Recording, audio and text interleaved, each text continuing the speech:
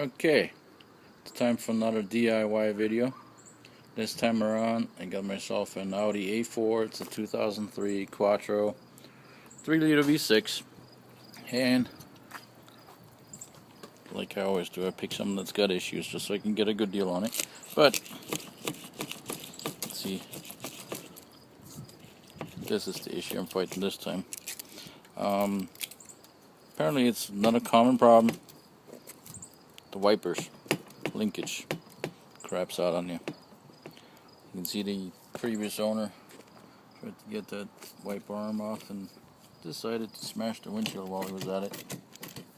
So yeah, I mean, this thing is not loose as far as the bolt. It's just a linkage and it is wore up.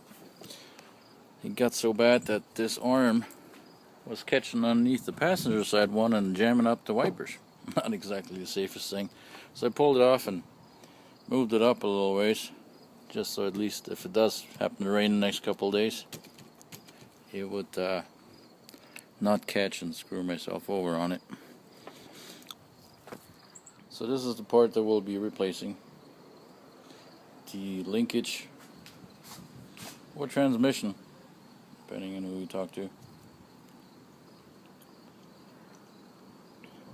Now the reason I decided to do this video is because there isn't one out there, just like my wife's VW door one.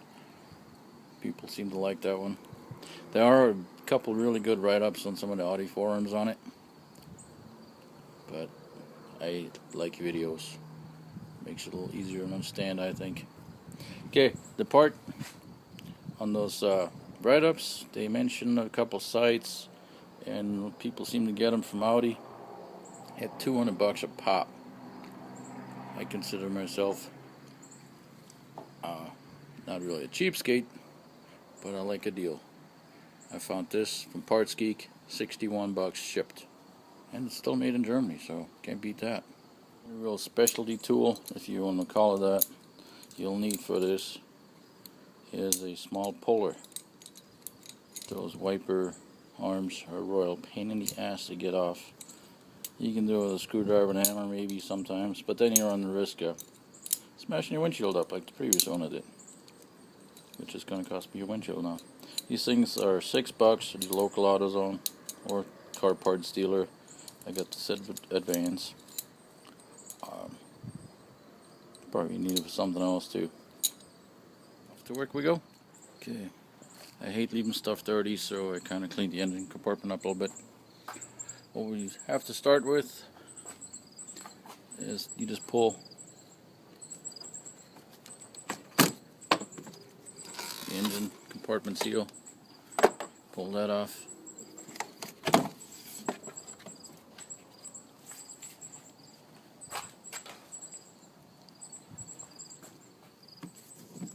Battery cover. Tabs break on these left and right, I guess. People don't pull them off right. They slide off, they don't pull off. And then this compartment here. Sometimes you have a little metal clip on here. Gets caught on. Just clear that. Slide it out from underneath. It goes right here. Just like that. And just pull it right out. Put that away. Oh, and a little side note. These little areas right here, pretty much anything under the cover, under there, I think you can still see it on the other side. I didn't get it all cleaned up. Right under here. See all the leaves and other shit laying around in there. Great collecting spot for moisture, rain, stays in there. Kind of a weak link spot, whatever you want to call it. Cleared it out, grab a little portable vacuum or a shop vac or something, get in there, get that stuff out. Don't give the moisture anything to stick to, or the water to hang out in there. It will rust in a hurry. So next thing to take off, 3 little torque bits right here. ECM's under there, you need to get that out and undo the wipers. Rubber cap, flathead will take those off. Then we'll take those off. Okay, once you take the cap off, this is what you end up with. 16 mil nut on both sides. Alright, that little puller kept walking off the head of the threads there, so I put the nut back on it. Kind of give it a place to stay. Don't put it on all the way, obviously, because you got to pull it, but just a couple threads worth, so it doesn't walk on you, and get some leverage. Still need 2 hands for it, so. Okay, oh, the puller finally popped off. It's a raw pain in the ass, don't let me fool you. The way I got it off was put a lot of pull on it with the little small puller on it. It still wouldn't budge.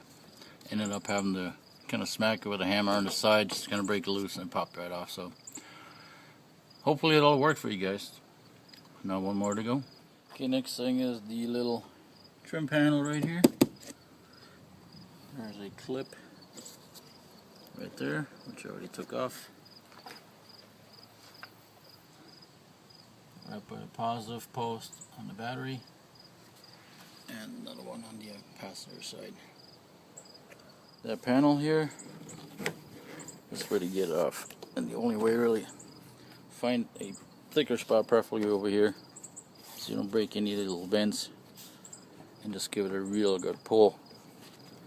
The way it sits in, I don't know if you can see it right here.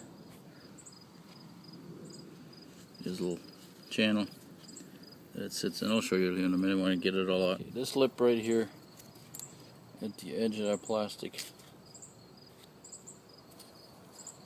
this one right here, sits right there in that channel, just below the glass. That way it gives you an idea which direction to pull. Yeah. There's the linkage we gotta replace. Mount the engine motors right behind there. This is what screwed me over. Right there. It's just let out, busted off. Apparently what happens with them, they get water, the pivot seizes up, and this is just cast aluminum, just snaps. So we'll be taking this bolt off. Same one on the other side. This one right here. And the whole kit and caboodle should just pull right out.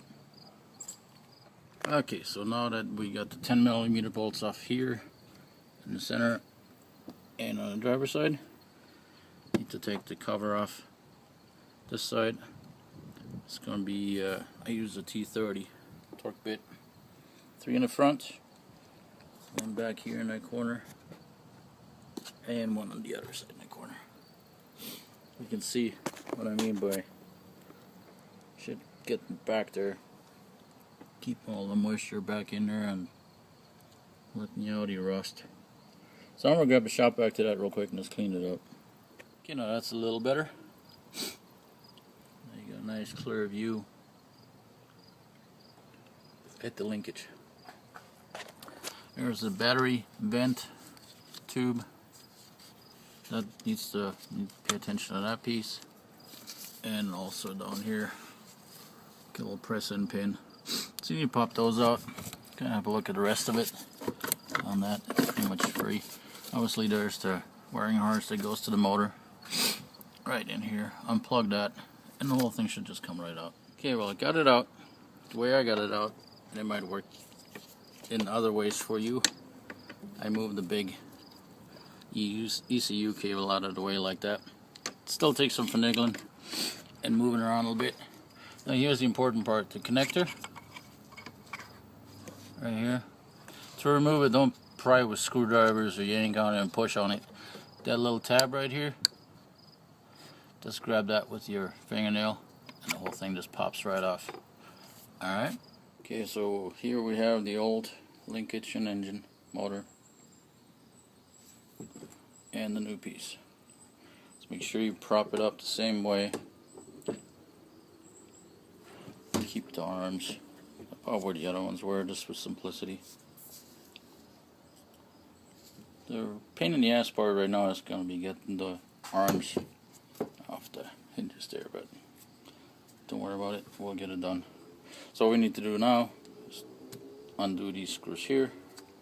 Linkage arm, that's a 13, and then the one behind it right here. Right there, this one as well. Okay, once you take the little pitman arm off here, and undo the screw 3 bolts there, lift it off, and this is what you end up with. You can see the grooves right here where that sits. They're indented in the new piece, so you don't have to worry about lining it up right or anything like that. What is recommended, however, the pitman arm,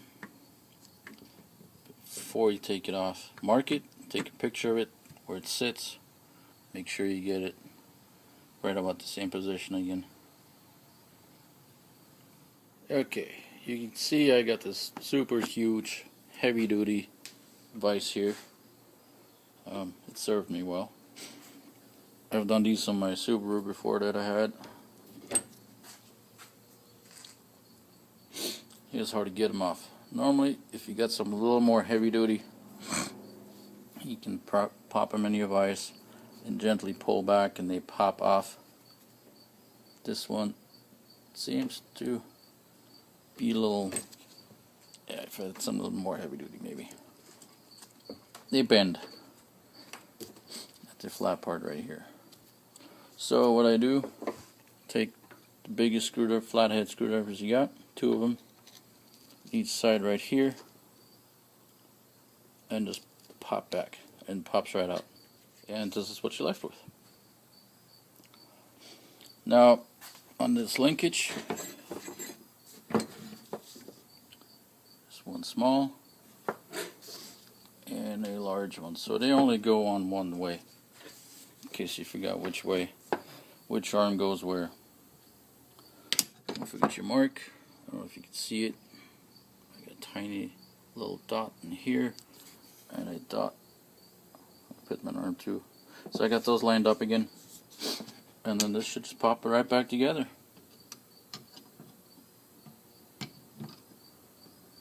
To mount them, if you want, what I'm going to do is I'm going to mount the center piece together, have this back in one piece, put the arms joints back on the levers there, and push them together with the vise grip. Pop them back in. Okay, now press them back together. This is really awkward to do.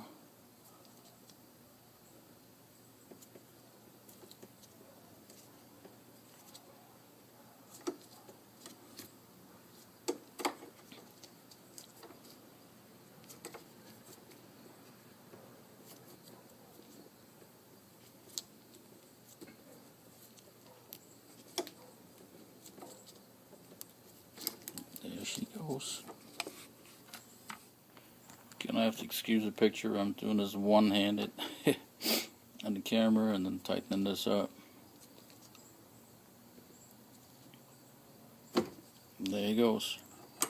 Alright, so I think everybody get the gist of it and how to put this together. Let's see. Okay. All back where it needs to be. I'm just gonna put it back in the car.